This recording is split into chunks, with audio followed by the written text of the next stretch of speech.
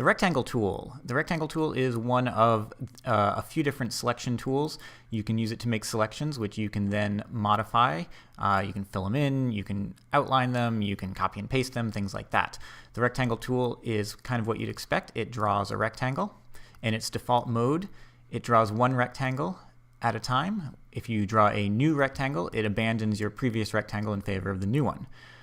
If you want to make a more complex selection, you can use some of the features here. There's additive mode, which will add your new rectangle to the previous selection. There's subtractive mode, which does the opposite. It subtracts whatever you're highlighting from the selection. And then there's overlap mode, which will retain only what is part of what you are currently selecting and the previous selection. Now there's a few more options. We'll return to regular mode here. We've got the feather edges option.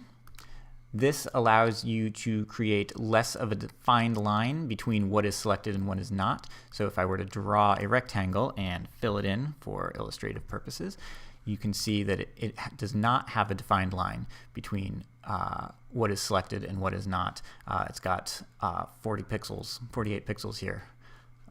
If we were to turn that off and draw it by comparison, it's got a nice hard edge.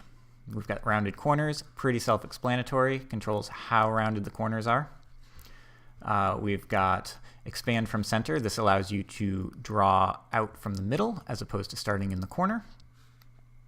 We've got a fixed setting.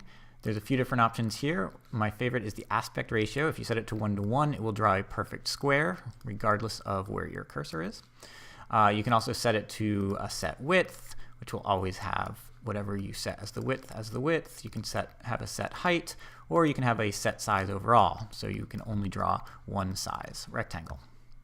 Now, once you've made your selection, you can fine-tune with these next two options here. The position lets you adjust where your selection is being made on the canvas, and the size lets you adjust the size of your selection. The highlight option just lets you see your selection a little bit clearer, and the guides just gives you some guides for your selection to help you see it a little bit better.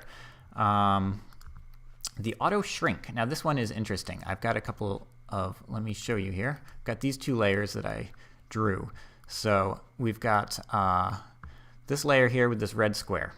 Now if I were to make a selection around it and select auto shrink, it will find the objects within that selection and draw the line around those objects.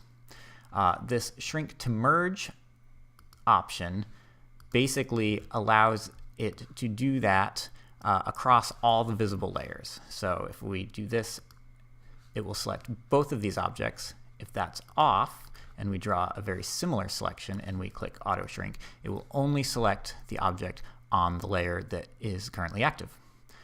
Those are the basic features of the rectangle tool.